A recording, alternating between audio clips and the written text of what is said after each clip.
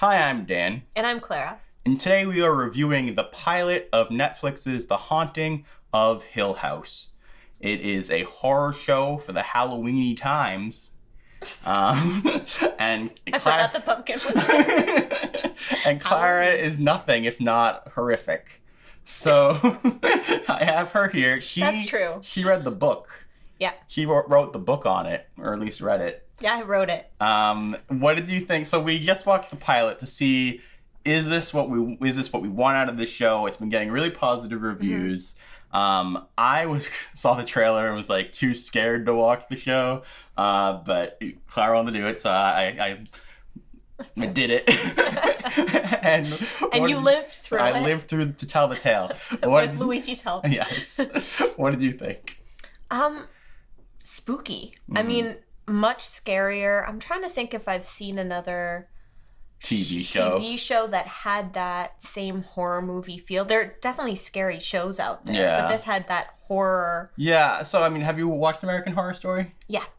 American Horror Story has creepy moments, but it's so off the wall that it's like purposely over the top, whereas this show is trying to be unnerving. I feel like the closest I felt to a show like this might be Hannibal, which again is more psychologically disturbing than like scary in the normal way. But yeah, so did it live up to the name of the book? Is it what you wanted it to be? Like, so it lived up to my expectations for the show, having seen not like spoilers, but having seen the trailer and having seen some initial reviews that came out before it was released that basically said this is the first actual horror TV show to work.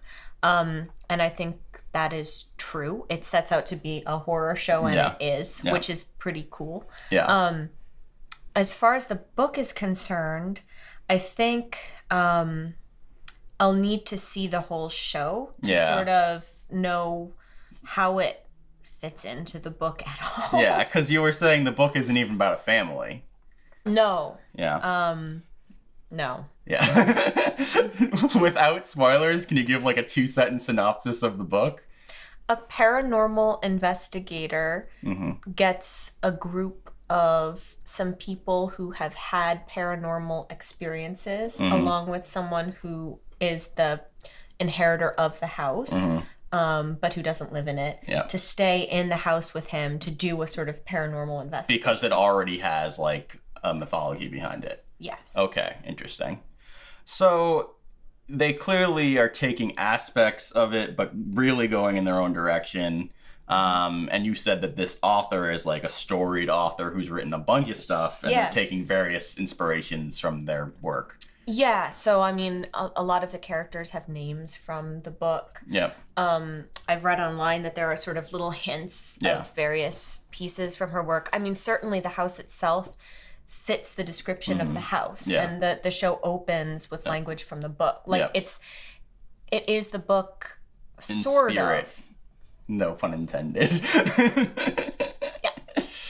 Yes. Yes.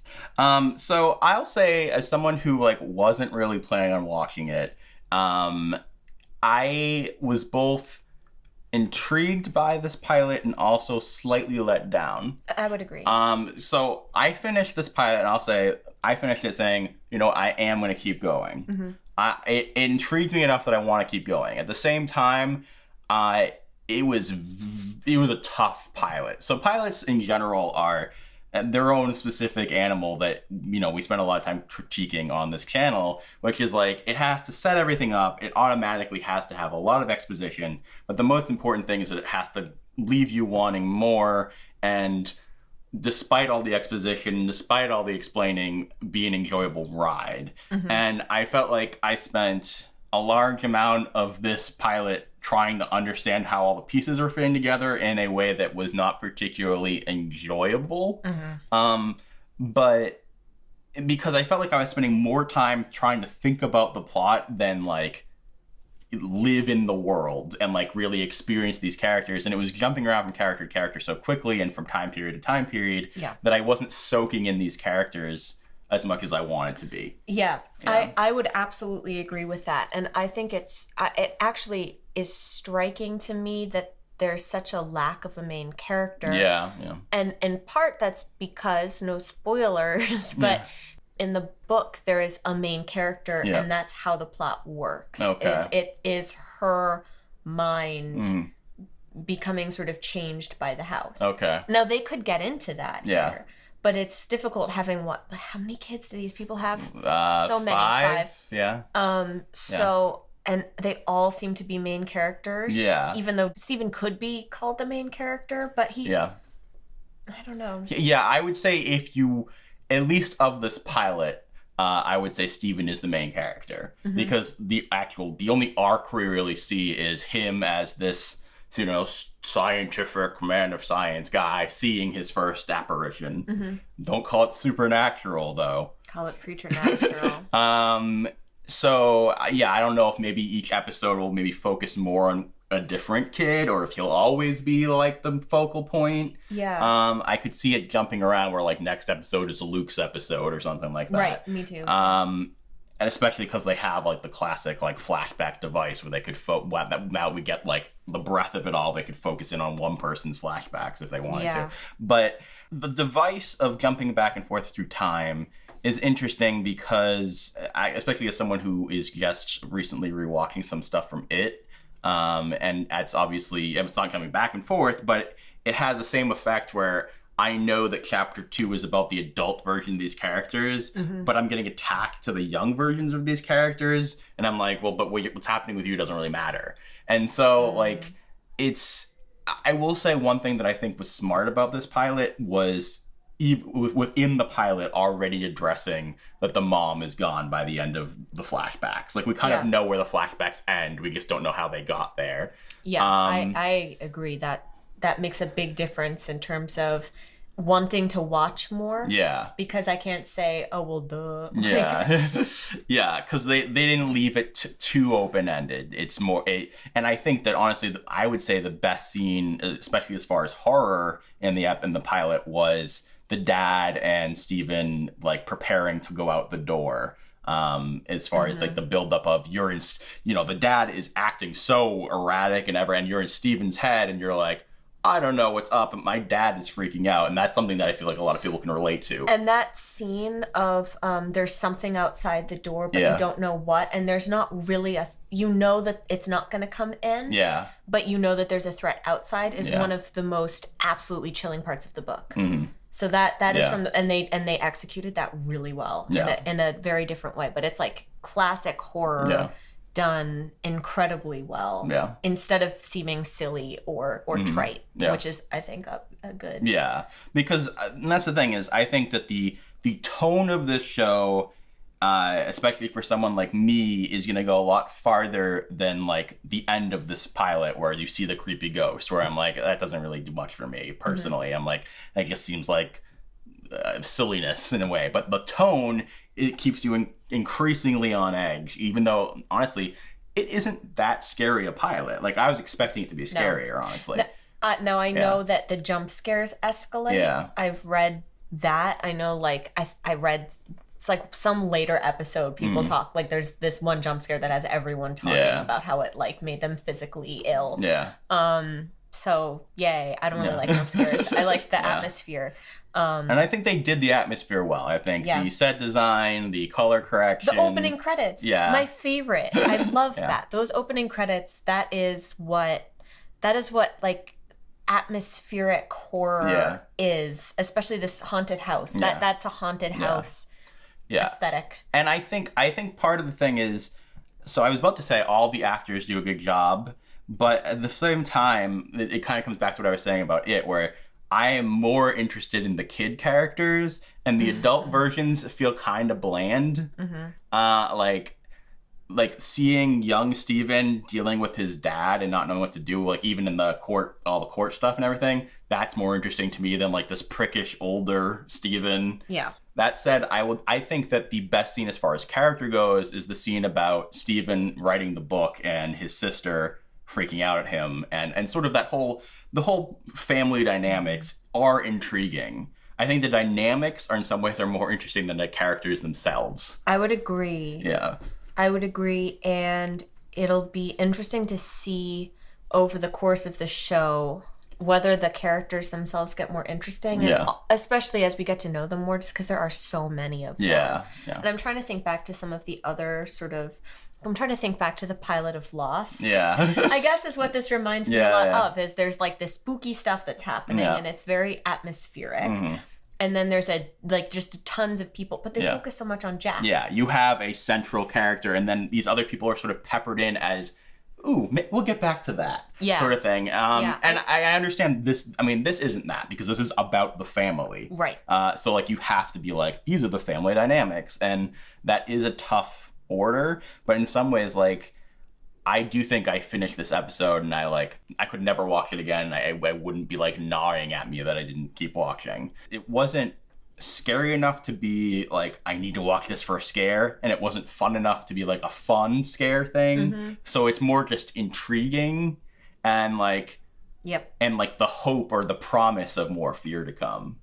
So I think at one point I feel like the climax of him seeing the ghost for the first time is fun.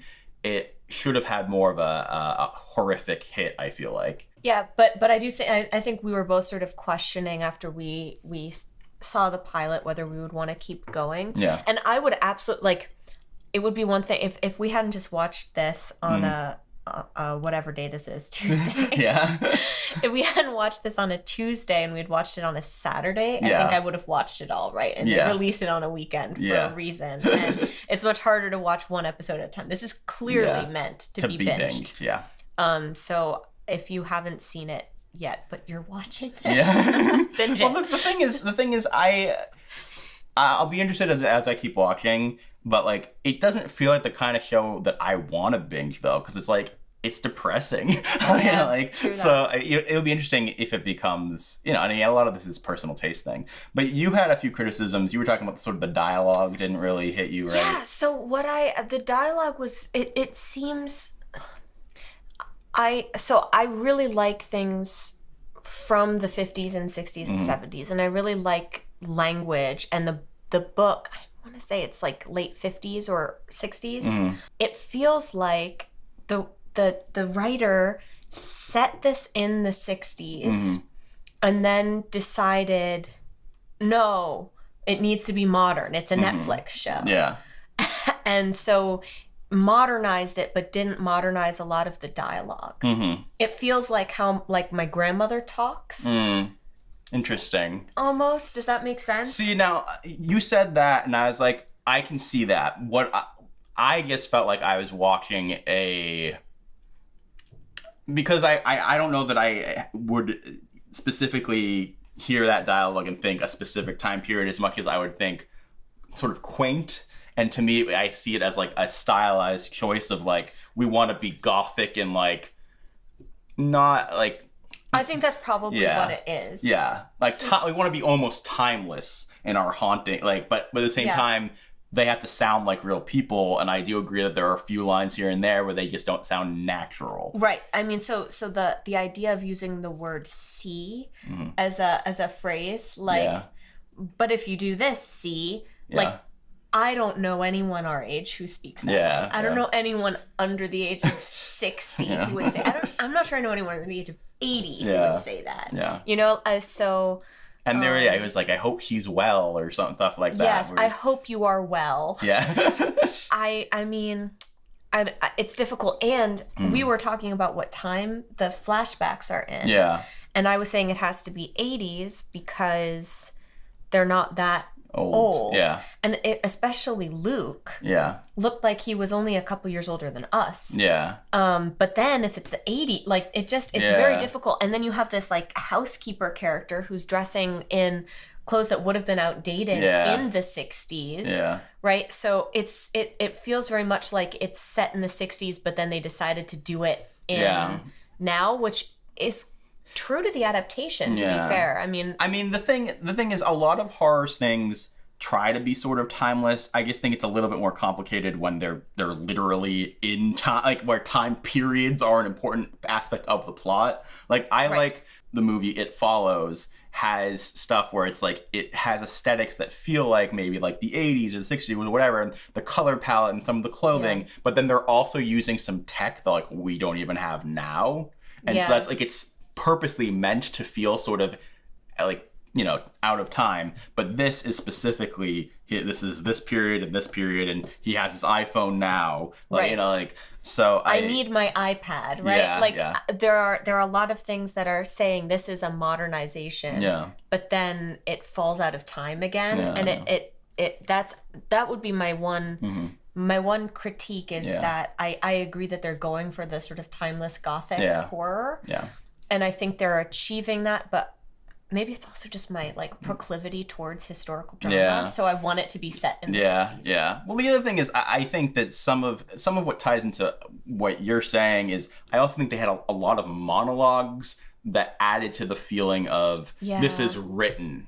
Right. Like there was a lot of stuff where I was like, someone smiled as they wrote this down. Yeah. And is it clever? Sort of. But does it feel natural? I don't know. And some parts of it felt staged. Yeah. In a sort of tongue-in-cheek way. Yeah, yeah. So, and we were talking about the lady who Steve goes to interview about her husband. Yeah. She's telling this story, and we both thought independently. We talked about this after the fact. Independently thought that she had been auditioning for something because it wasn't that she wasn't acting it, right? Like she was acting actually really well. Yeah. But it was that the language was so staged. Yeah. Yeah. It was so showy that that even though she was it felt like a really good theatrical performance, right? Yes, exactly. When you see, they're delivering the monologue that was expertly written for them to perform to you. I'm wondering if it were a movie, I don't know that I would have. I feel like movies are now, it's easier to become more theatrical. I mean, because they're movie. And like on television, even though it's a Netflix television series that's meant to be like a 10-hour epic, it still feels sort of too intimate for that to not feel sort of jarring. Yeah. And I think it's probably meant to feel jarring. Well, I mean, the other thing is that I don't think they needed to. I don't know why they went out of their way to not show Steven listening to her, because by virtue of setting it up so that you're seeing only like the corner of him or whatever, it's automatically setting up a mystery of who is this person, what are they doing? Because it starts off, and my very first thought is this a therapy session? Yep. But then you're like, okay, is it someone we know? Da, da, da, da. And like, the thing is, if they just shown us Steven from the beginning, we didn't know who that actor was. Right. So, like, it just... It's Steven! I can tell!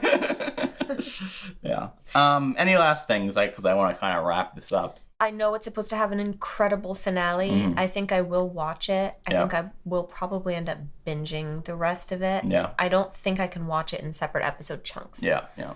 Well, let's see how this video does, what people think in the comments below, but I would certainly be willing to circle back around once we've seen the whole season and do another video. So let me know what you guys think. Should we keep going? Did you like the pilot? Did anybody stop after the pilot and guess it wasn't for them? Yeah. I'd like to hear about that. And thanks for watching. Thank you.